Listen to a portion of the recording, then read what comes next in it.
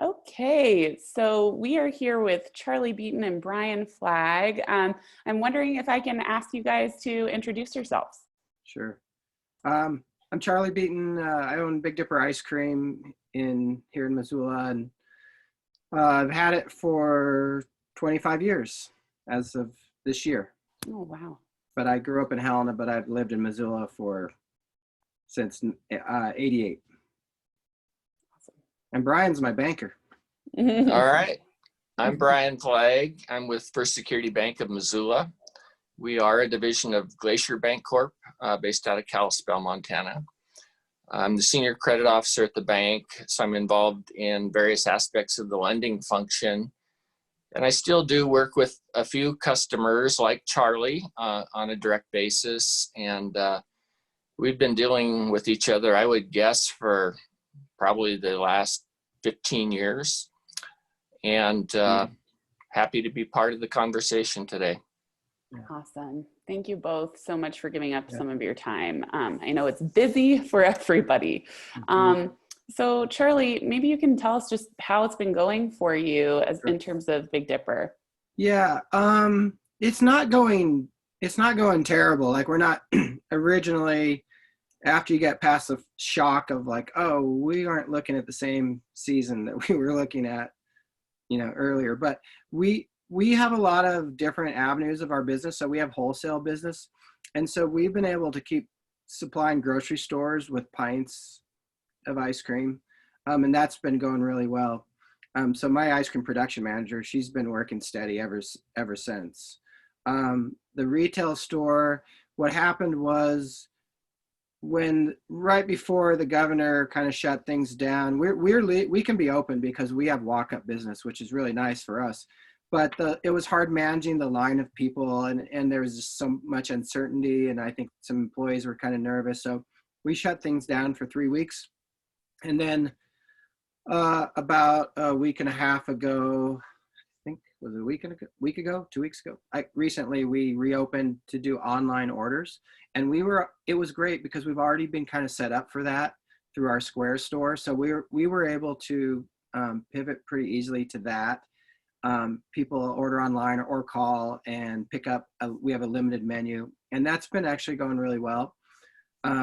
Surprisingly better than I thought. And we do Uber Eats. So that's where we're at this moment. And then we're working in to phase in back to regular service by May 1st. Okay, awesome. I want to come back to those platforms later in the talk that you're using, because I think that'll be valuable to hear people have you explain kind of some of the technology that you're using. Sure. So I'm curious if I know you've tapped into the CARES Act, so maybe you can tell us a little bit about what you've tapped into and then what the process was like for you. Yeah. Well, we tapped into the PPP like a lot of businesses, and for our business, I feel it's a pretty good fit. And I can tell you more about that later, but it was actually really easy for us. And I have the advantage of having a good relationship with a bank and a banker. So it's made it super easy, and I'm really fortunate. So the people that don't have that relationship, or maybe they don't have they don't have the same relationship with a bank or whatever. There's a lot of scenarios that these people are probably having a harder time. So I feel really fortunate, but I do feel bad for the people that aren't in the same situation that I am in. Right. I called Brian right away, and he's worked with me and just navigated through it. So Brian, maybe it's our understanding that today Congress is passing through a second round of the PPP and EIDL. So maybe you can talk about some of the updates on your end, what you understand is happening, and what some small business owners should be doing to prepare for that. Okay. Before I do that, I'm going to close my office door really quickly. I'm sorry. I'll be right with you. Yeah, no problem.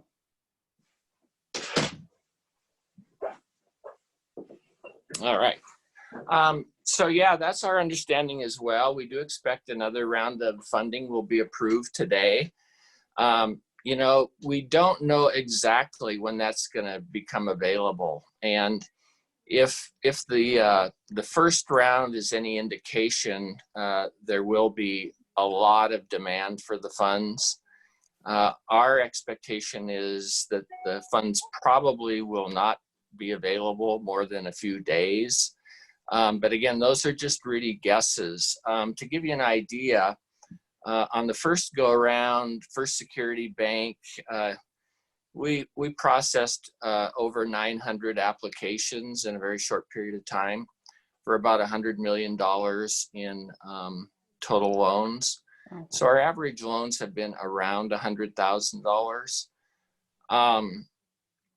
That program was kicked off on April 3rd, and I think it was about 10 p.m. Mountain Time, 12 o'clock Eastern Time. So it started first thing in the morning there. And we actually were in the bank that evening, just curious about whether we could actually get into the SBA portal and if we'd have any success in being able to launch some of the applications. And we were able to do that. There were some issues early on, but on the next day, that Friday, and on the weekend, we managed to actually enter, a lot of applications, and we've been successful in securing financing for lots of folks. With respect to Charlie's situation in particular, Charlie's a pretty proactive owner and manager. This is something that didn't surprise me at all. He's on top of a lot of things as they relate not only to his business and lots of other folks, the issues that small business people are dealing with. We were able to get together an application in pretty short notice. One of the advantages and benefits, I think, of Charlie having a relationship for the bank as many years as he has is, we had a lot of historic information, not only financial information, but also things that are important in the scheme of things like corporate resolutions, information from the Secretary of State that indicate, he was valid in good standing. A lot of things that by virtue of having a banking relationship over time and periodically needing to borrow money, that maybe other small business folks haven't been in that situation as much, or maybe not at all. So the process can be a little bit more daunting, I think, for folks that particularly haven't had to deal with a situation, or maybe don't have the assistance that, Charlie has from accountants and things like that as well. Sure. So if you were to take those people who maybe aren't, as well established as Big Dipper ice cream, what would, and I guess I'd ask you and Charlie this question, what are some tips that you would give these small business owners to prepare for this next round? And also our understanding is some banks are taking additional applications right now and some are not. So right. So I'm just curious, what could people do if their banks aren't taking loan applications right now? Are there things they could do to prepare? And if their bank is, are there just documents that would be helpful? Well, I'll try and address that first off. We never actually stopped taking applications. As the process proceeded, we were trying to be pretty careful about letting people know that we make our best efforts. We couldn't guarantee that they'd be approved for funding or that, they would receive it. We didn't really know a whole lot about the timing. And so there were a number of applications that, we are hoping to input, this go around. The other thing is we didn't know for certain that there would be another round of financing available. That's been clarified in the last few days, obviously. And we have had additional applications, just very recently. I had another one just yesterday.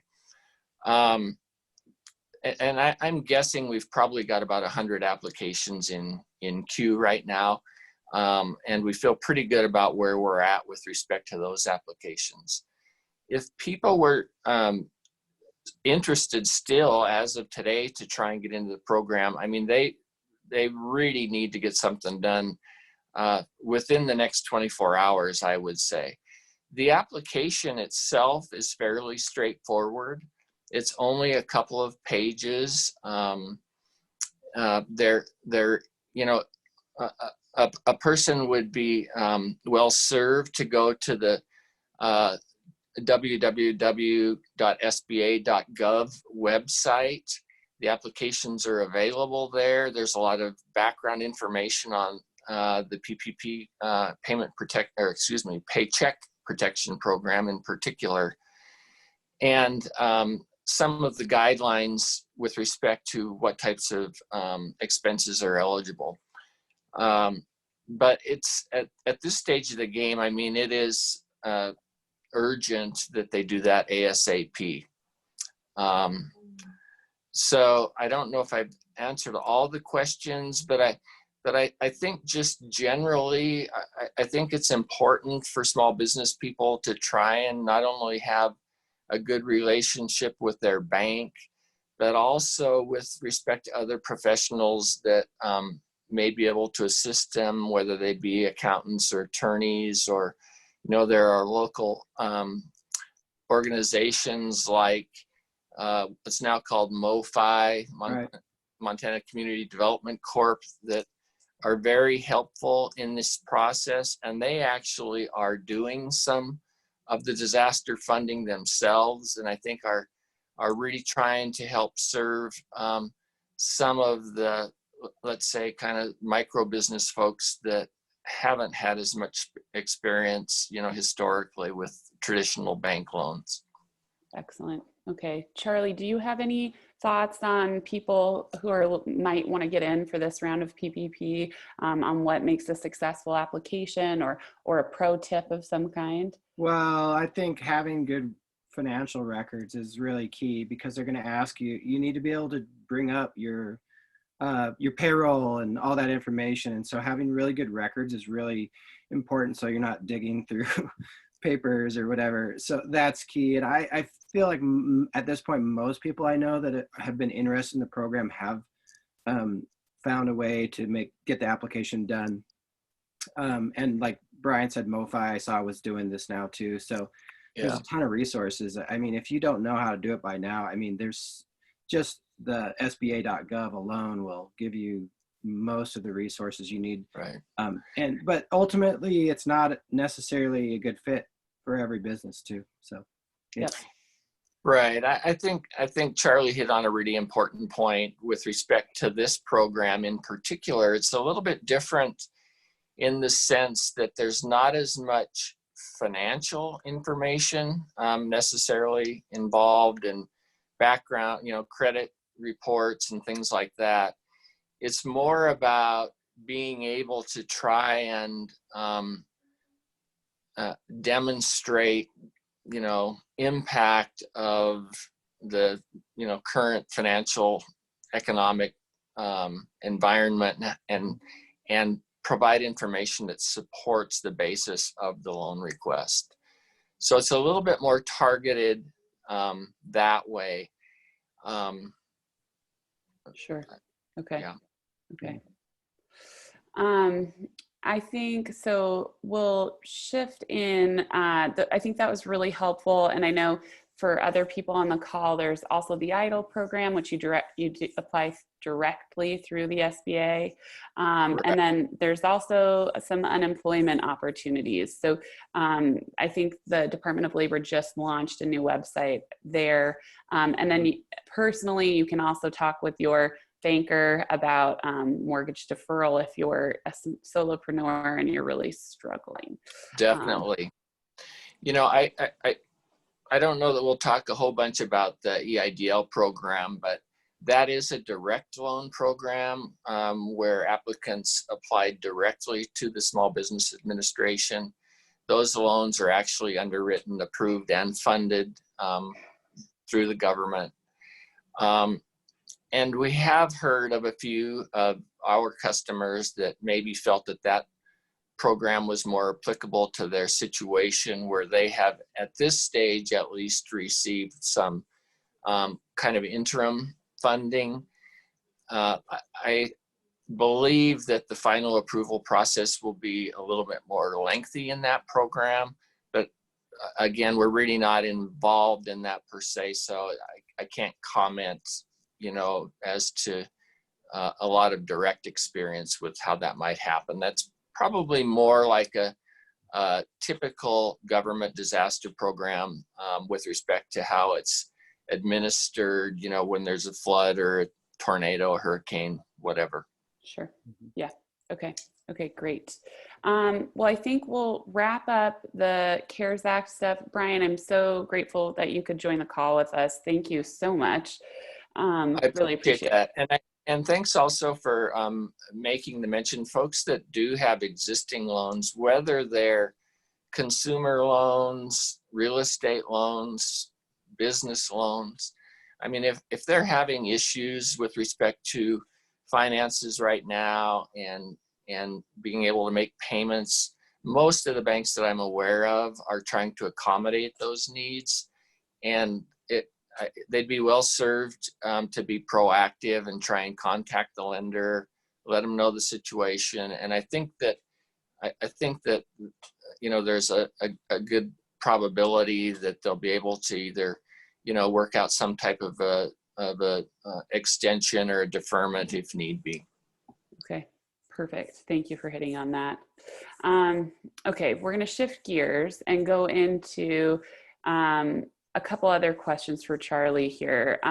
Charlie, with the CARES Act, with maybe the slowdown of the retail business, have you noticed a need, or have you had to renegotiate any contracts you have, or even contracts that you're supplying ice cream with other people? No, but no, nothing like that. We do have we do ice cream. We make ice cream for a bunch of national parks, and because the national parks aren't going to open for a while, that's all on hold. So that was our big loss, I think, right now, just immediate. But a lot of that manufacturing isn't done here anyway. So, but and all the wholesale in town, we sell to most of the restaurants in town, and nobody's buying any ice cream right now. But our ice cream makers are still busy. We're staying busy, and we've always done a pretty good job at adapting to different situations. Okay, that's good to hear. And so on that adaptation, you started to talk about I think before this call officially started, like something that you've been doing with the truck, also your online sales. Tell us a little bit more about some of the things that you're doing to pivot your traditional business into this new environment. Yeah, the biggest is online ordering. We've had a Square store for some time where we sell merchandise and gift cards, and now we're able to, people can easily order ice cream online from just even walking up from their phone in the parking lot, they can order. And so we have, like, you pay on your phone or your computer, and so you can walk up and pick up. It's a limited menu right now. And I see that Hank Donovan's on this call, and he's been really helpful because he's our web designer. He was able to change our website so immediately we could send people, direct them right to this online store. So I appreciate that, Hank. But we've been able to adapt super fast. We also set up a QR code, so even someone could take their phone and just open their camera and point it at the QR code, and it takes you right to the menu. You can order, pay. It's super fast. And I see a lot of businesses just aren't set up for that yet. There's a lot of, using the phone and putting their credit card saying their credit card numbers over the phone. And, but I feel like we got ahead of a lot of that. So that's been really good for us. The truck isn't really running yet. We've done some fun things with the truck so far, but we could be using the truck as well. Can I jump in real quick on that, on Charlie's topic there? I just wanted to say, I think, Charlie deserves a lot of credit. He's been what I would consider an early adapter and early adopter in so many ways over the years. He was an early adopter of using social media to promote his business. He had an ice cream truck before food trucks were popular here. I mean, it was the first or second one that I can think of. Charlie's done a great job of being able to look at situations and change his business or supplement the business accordingly. He's not just strictly a retail ice cream store. He does wholesale business. He's experimented with various locations and been pretty successful in that regard. So I mean, he's a great resource, I think, for folks, especially in the small business arena that might be facing similar challenges. Yeah, thanks. I appreciate that. It was funny. I was just talking to another business owner this morning, and I was just talking about with him was the excitement of innovation. And I think the reason I've done a lot of different things is I have a little bit of a short attention span. I'm not good at focusing on one thing, and I get excited about, I travel somewhere and I see an ice cream truck. I'm like, we've got to have an ice cream truck. This sounds fun. Or, the online ordering thing is something we've been planning to do for a long time. And so it just kind of it just works out for us. But I do really enjoy the challenge. Like I look forward to it, and I can embrace the challenge. Like, this is going to be a really tough year, but at the same time, it could be really exciting. And we also we're opening a new store this year too, which is going to create more challenges in this environment. So it's not really for us. It's not about like, hey, how much money can we make or how successful can we be, but kind of almost like how much fun can we have with it? What can we do that's different? And it's fun to learn from other businesses, because I love seeing, a business like Cafe Dolce is doing, we got dinner there the other night, and it worked out really great, picking up like pizza kits. And it's like this, and I was talking to Peter Lambros about it, who owns Cafe Dolce. And I was like, this is awesome, because once you get back into your normal business, you can still do this, and you just created a whole new revenue stream that you didn't have before. So the businesses that adapt are going to come out on top, and the businesses that lay down right now, they're the ones that might not be around. Yep. Yeah. So entrepreneurial, everything that you're talking about, just the challenge, the ability to adapt, the excitement, because I think you're so right. It is a devastating time, but in these times of devastation, there are more unique challenges that we need to rise to. People still need food. They still want ice cream. How are they going to get it? Yeah. I love that.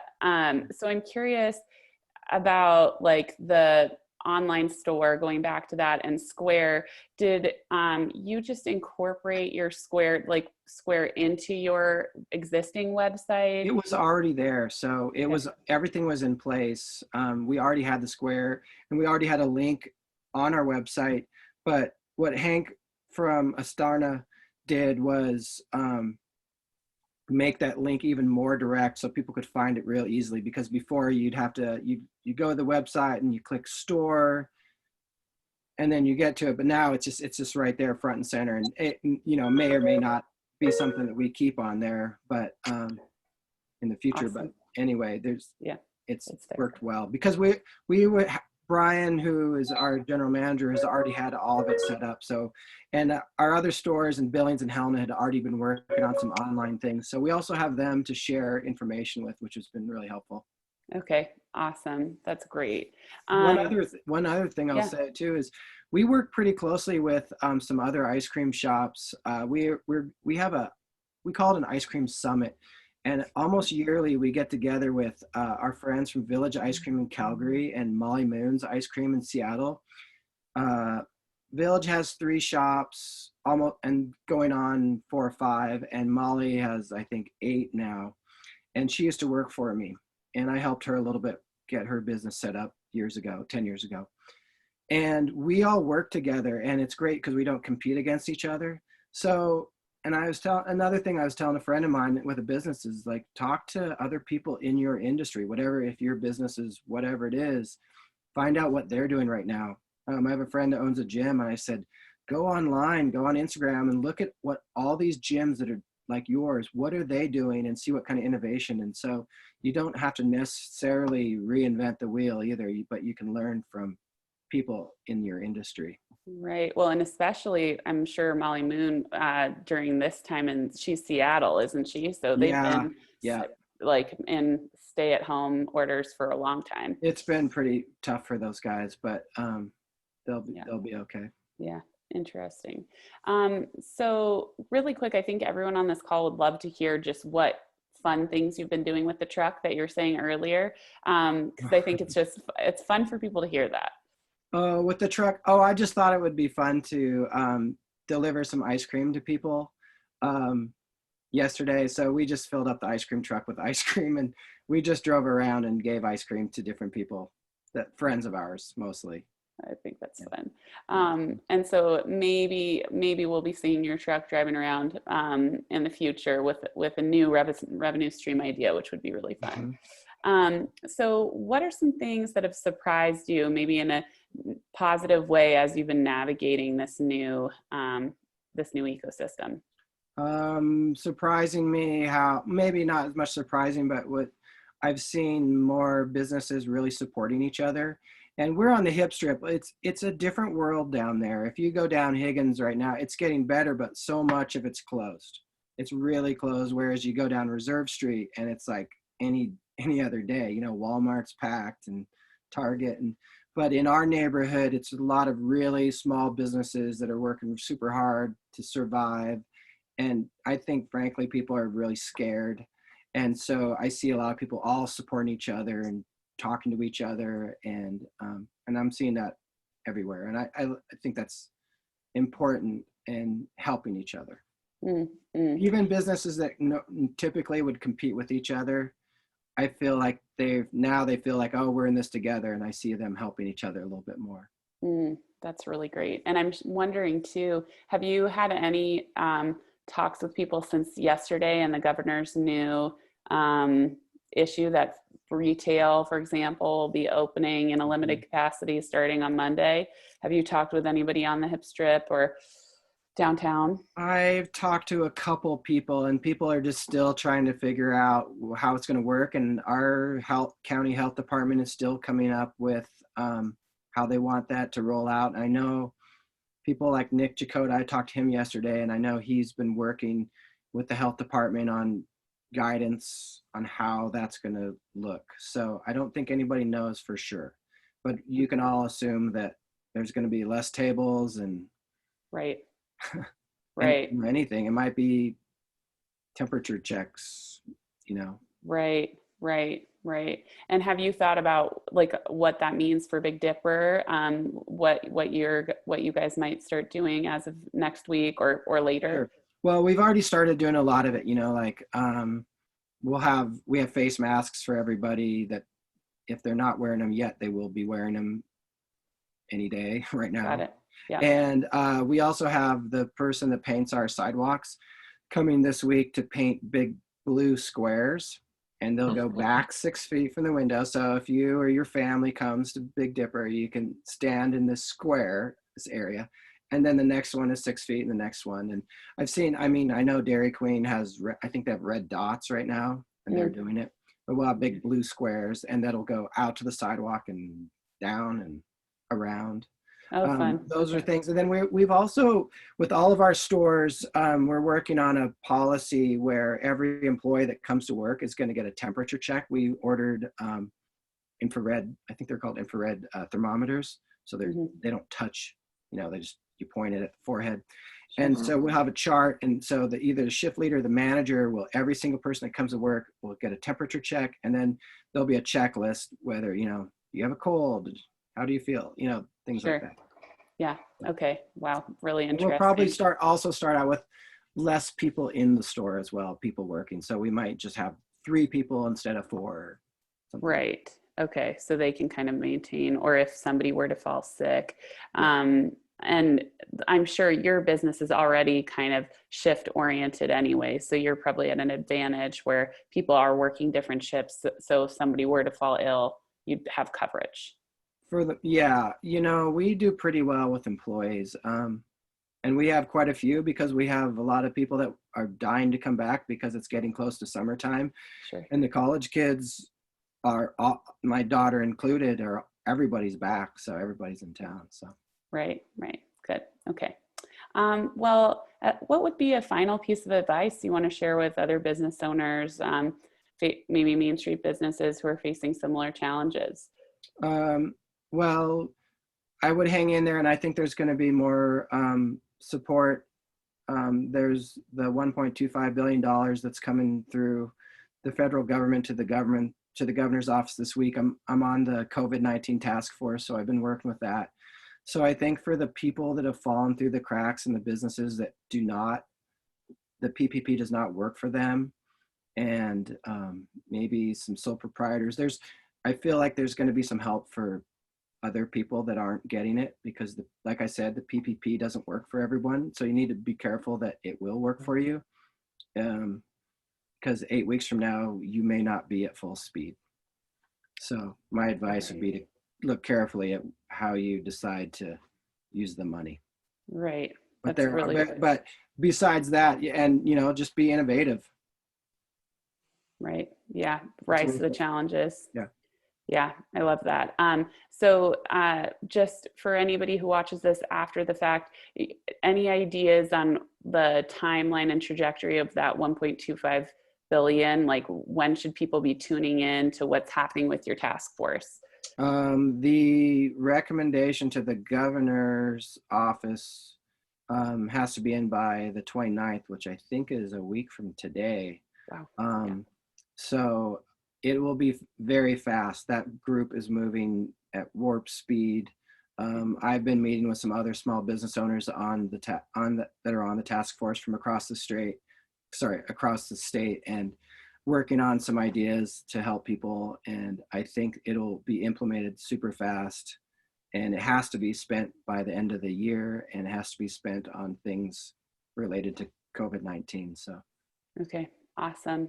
Great. So everybody should be tuning in next week or the week after if you're listening to this and needing some extra support. People like Charlie are amazing who are fighting for you. So we're really lucky to have you, Charlie. Thanks so much. Thanks so much for joining us. And yeah, really appreciate your time, Brian's time. Thank you. Yeah, thank you, Brian, for coming on. I appreciate it. Yeah, enjoyed it. Needed help. Awesome. Okay. Well, really appreciate it, you guys. Have a great rest of your day, and everybody stay healthy. You too. Thank you. We'll try. Take care. Bye-bye. Bye.